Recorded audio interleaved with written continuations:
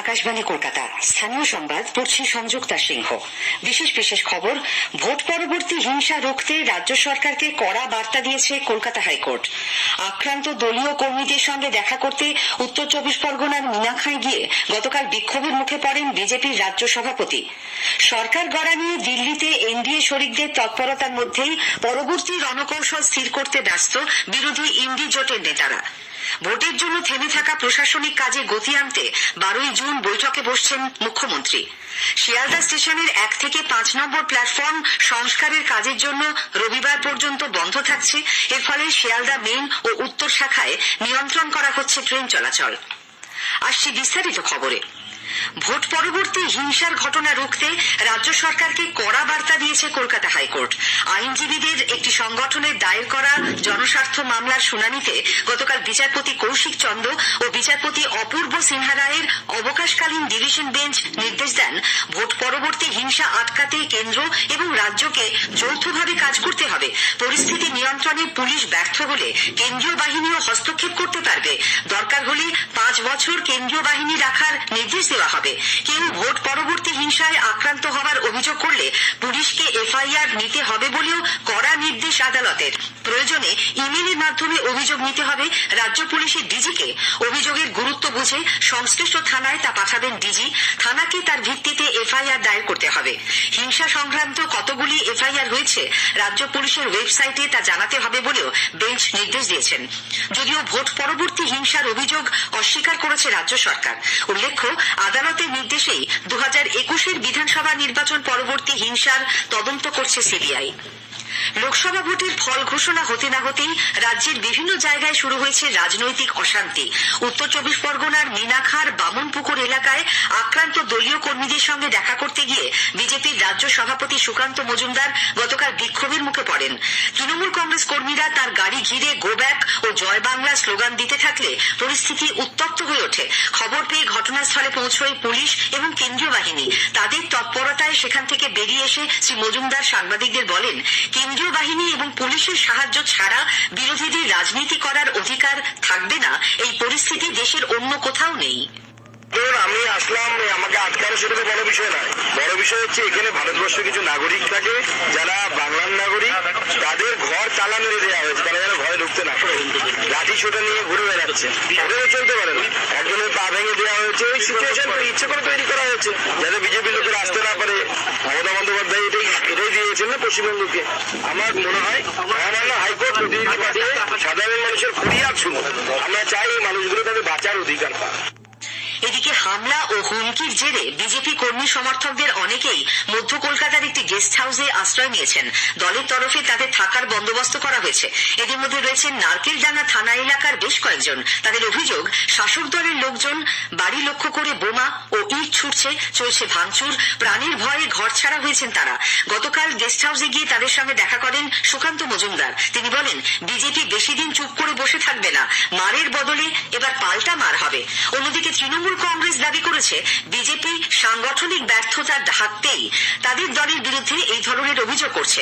দলের নেতা কুণাল ঘোষ গতকাল সাংবাদিকদের বলেন, এইসব অভিযোগের কোনো সারবত্তা নেই। নরেন্দ্র মোদীর নেতৃত্বে টানা তৃতীয়বার সরকার গড়া নিয়ে দিল্লিতে এনডিএ শরিকদের তোড়জোড়ের মধ্যেই বিরোধী আইএনডিআইএ জোটের নেতারা পরবর্তী রণকৌশল স্থির করতে তৎপর। তৃণমূল কংগ্রেসের সর্বভারতীয় সাধারণ সম্পাদক অভিষেক ব্যানার্জি গতকাল সমাজবাদী পার্টির প্রধান অখিলেশ যাদবের সঙ্গে বৈঠক করার পর মুম্বাই গিয়ে উদ্ধব ঠাকরের সঙ্গে দীর্ঘ আলোচনা করেন। উপস্থিত ছিলেন শিবসেনা উদ্ধব গোষ্ঠীর তরুণ নেতা আদিত্য ঠাকরে এবং তৃণমূল কংগ্রেসের রাজ্যসভার সাংসদ তথা জাতীয় মুখপাত্র ডেরেক ওব্রায়ানও।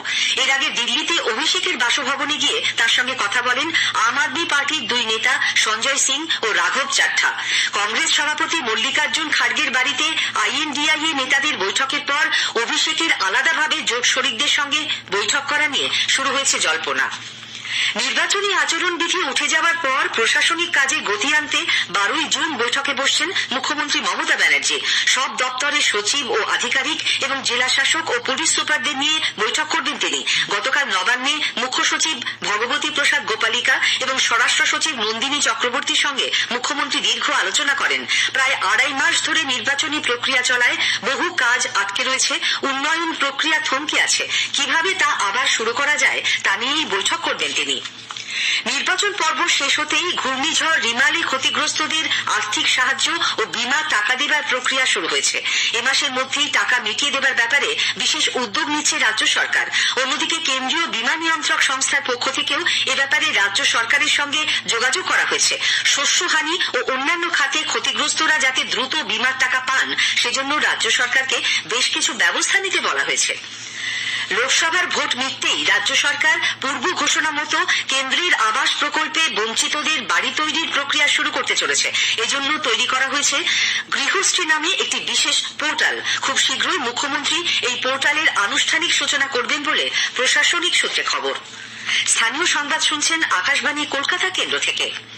শিয়ালদা স্টেশনের 1 থেকে 5 নম্বর প্ল্যাটফর্মে সংস্কারের কাজ চলায় গত মধ্যরাত থেকে শিয়ালদা মেইন ও উত্তর শাখায় ট্রেন চলাচল নিয়ন্ত্রণ করা হচ্ছে। রবিবার দুপুর 2টো পর্যন্ত বন্ধ থাকবে এই 5টি প্ল্যাটফর্ম। আমাদের সংবাদদাতার একটি প্রতিবেদন। ঠাসাঠাসি বাদুড়ঝোলা ভিড়ের থেকে পাকাপাকি মুক্তির আশ্বাস। সেই আশ্বাসের ভরসাতে আজ থেকে আগামী 2 দিন সম্ভাব্য দুর্ভোগ মেনে নিতে হবে শিয়ালদা মেন ও বনগাঁ শাখার অসংখ্য যাত্রীকে। শিয়ালদা স্টেশনে প্ল্যাটফর্ম সম্প্রসারণ ও পরিকাঠামো উন্নয়নের কাজের জন্য আজ থেকে আগামী রবিবার পর্যন্ত এই 2 শাখায় ট্রেন চলাচল ব্যাহত হতে চলেছে বলে জানিয়েছেন রেল কর্তৃপক্ষ। রবিবার দুপুর পর্যন্ত শিয়ালদার 1 থেকে 5 নম্বর প্ল্যাটফর্মে কোনো ট্রেন ছাড়বে না, প্রবেশও করবে না। সেই কারণে বেশ কিছু লোকাল ট্রেন বাতিল করার সিদ্ধান্ত নেওয়া হয়েছে। মোট 88টি লোকাল ট্রেন বাতিল থাকবে। কয়েকটি ট্রেনের যাত্রাপথ সংক্ষিপ্ত হবে দমদম, দমদম ক্যান্টনমেন্ট এবং বারাসাত স্টেশনে। কিছু দূরপাল্লার ট্রেন শিয়ালদার পরিবর্তে কলকাতা স্টেশন থেকে ছাড়বে। একই সঙ্গে রেল জানিয়েছে এই কদিন শিয়ালদা থেকে ট্রেন যাতায়াত করার ক্ষেত্রে সময় লাগবে বেশি। অর্থাৎ সব মিলিয়ে এই 3 দিন শিয়ালদা শাখার যাত্রীদের দুর্ভোগ পোহাতে হবে তা এক প্রকার নিশ্চিত। তবে এটাও ঠিক, এই কাজ শেষ হওয়ার পরে সমস্ত ট্রেন 9 কোচের বদলে 12 কোচের হয়ে গেলে অমানসিক ভিড়ের দুর্ভোগ থেকে অনেকটাই রেহাই মিলবে। ফলে আশঙ্কার সঙ্গে আগামী দিনের স্বাচ্ছন্দ্যের আশা নিয়ে ভবিষ্যতের দিকে তাকিয়ে আছেন অসংখ্য নিত্যযাত্রী। অভিরূপ ভট্টাচার্য, আকাশবাণী সংবাদ, কলকাতা। আলিপুরদুয়ারের বাবুপাড়ায় শ্লীলতাহানির অভিযোগে এক বিএসএফ জওয়ানকে পুলিশ গ্রেপ্তার করেছে। স্থানীয় সূত্রে জানা গেছে, দোকানে কেনাকাটা করার সময় এক মহিলার শ্লীলতাহানি করেন ওই জওয়ান।